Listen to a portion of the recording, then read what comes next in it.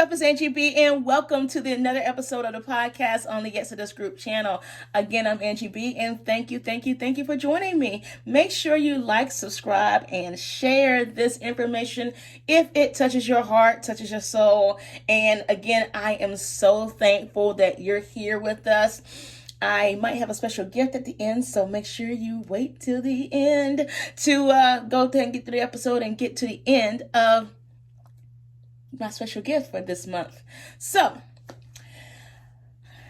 I've been meditating on my journey and my journey of success and being able to live a successful life after leaving the organization.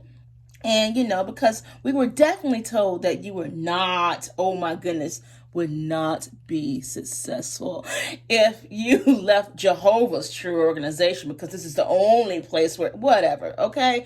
Like, really, out of 8 billion people on the earth, how logical is it that everybody's going to agree on one thing, okay? I'm sure there's somebody out there that believes that we don't breathe oxygen. I'm just saying. I'm sure we can find it on the on the internet. But I say all that to say that beliefs are things that change. A lot of beliefs are things that change from person to person. All right. And in the organization, we were expected to believe the same thing, meaning that we were expected to believe that if you were not a publisher, that you were not a good Jehovah's Witnesses. If you weren't baptized, you were not a good Jehovah's Witness. Jehovah didn't love you. If you were not serving where the need greater after you reached that, you were not giving Jehovah your all. If you weren't in Bethel, if you weren't able to marry a Bethelite, because us women couldn't go to Bethel in my day and age, we couldn't go to Bethel unless we married someone that was already in Bethel or on their way to Bethel, because we women stubble men. It's all our fault. No. So we definitely had a idea of success that was not ours. I don't know whether you experienced this or not, but for me, because my dad was an elder, my mom was a regular pioneer and a stay-at-home regular pioneer, I was expected to auxiliary pioneer while still in high school, mind you. And I think that was 50 hours a month then. I can't remember. I was expected to marry an elder. I was expected to, that was my course. That was my path to success. So I think in one of my other stories, you can hit it right here if you want. After this, I'll put it at the end, where I tell a story when I was a special pioneer. I served where the need was great, and how special that was. How special that was to be an auxiliary pioneer and have Jehovah's love. Anyway, y'all have to look at the story, okay? So I did that. I did my best to climb that ladder of Jehovah's, okay? And when I got out, something strange happened. Now, at the time, I didn't know this, okay? And I didn't really understand it until recently. But at the time, I didn't understand it. That I was still holding myself accountable to the same standard of success as if I was in the organization. What do I mean by that? I mean that I was still a little angry at myself. I was still a little, like, okay, definitely, you gotta be, serve Jehovah. I was still holding myself that standard of success. I would beat myself up after sex before marriage. Oh my goodness. After drinking alcohol, I would beat myself up. Jehovah doesn't love you. After going to the club, Jehovah doesn't love you. Just that whole standard that we were ingrained with, I would continually beat myself up over it. The issue is that I didn't have any new information. I did not have any new information to measure myself against. So, of course, I was measuring myself against the old information. Being physically out and mentally in was very, very traumatic. And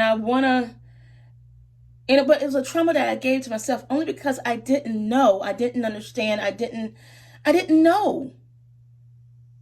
I didn't have the information at the time to set myself free. That's the birth of this channel. So I would look for other people and their success and try to be in the way that I thought they got it. Like, I'm kind of going through this example right now with my husband. I have a lot of people like wanting to have our relationship. And the thing is that you can't have, and what I've learned now is that you can't have someone else's relationship unless you're willing to go through some of the similar things that they had to go through to get that relationship. We see the magical being, we see all of this, but a lot of times people have gone through a lot of stress, hard times, BS sometimes, in order to be rewarded, I want to say, maybe. I don't want to say rewarded, but be able to have the life that they have now. And are you willing to go through that? Like, we don't think about that part. We don't think about the hardships Beyonce had to go through in order to become Beyonce, you know, or the hardships and the challenges that Oprah had to go through to become Oprah. But we want the money, right? We want the monies. We want the fame or whatever you want, whatever that your idea is. So sometimes we beat ourselves up for not being able to attain this Beyonce fame or the Oprah money or whatever it is that you want. Maybe it's not Beyonce's fame or Oprah's money that you want. Maybe it's something else.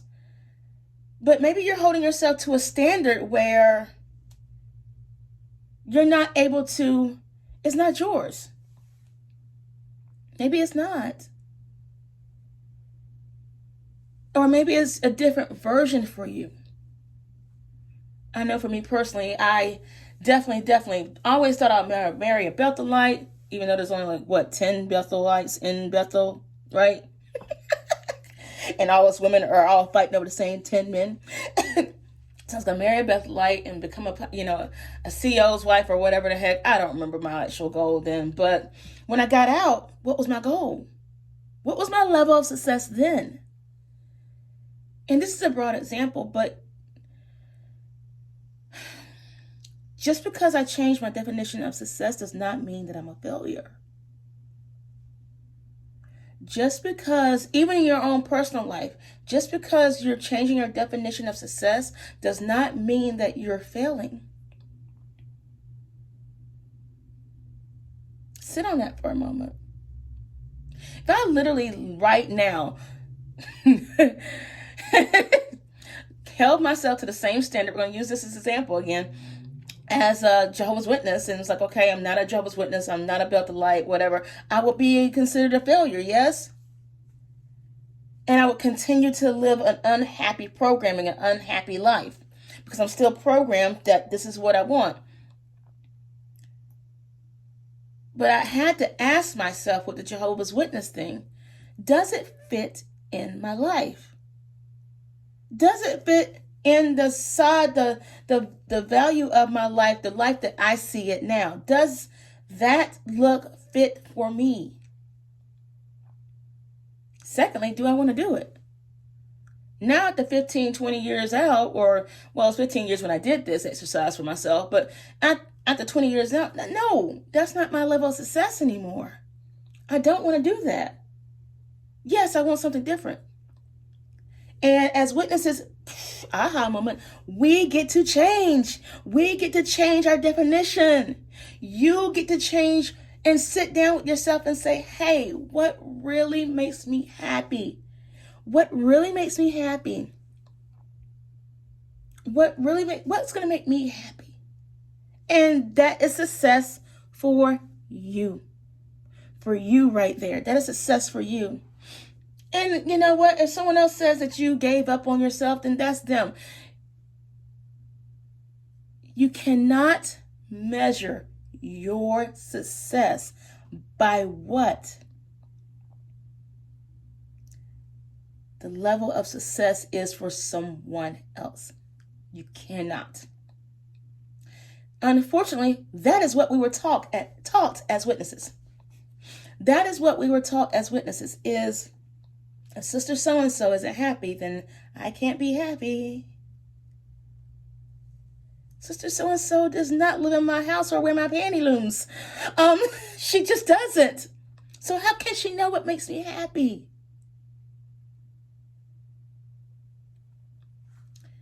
What it does mean when you change your version of success or your definition of failure, what it does mean is that I choose myself first.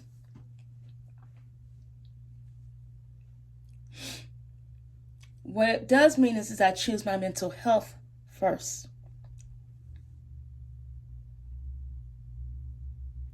What it does mean is I choose to focus on my strengths and not my weaknesses. If someone wanted me to become a mathematician, y'all, I couldn't do it. Or a speller. Let's just say spell. If it was my mom's dream to be on the spelling bee or whatever, I would fail. Okay? Because right now, today, I would still spell phone with an F. F-O-N-E. Phone. That's what I hear. I am a phonetic speller. I do not hear P. And I remember growing up, I mean, you guys younger than me might not realize this, but we had these things called dictionaries at one point in time. And I remember my mom telling me to go sound it out and looking at a dictionary. And I'm like, phone, F-O-N-E.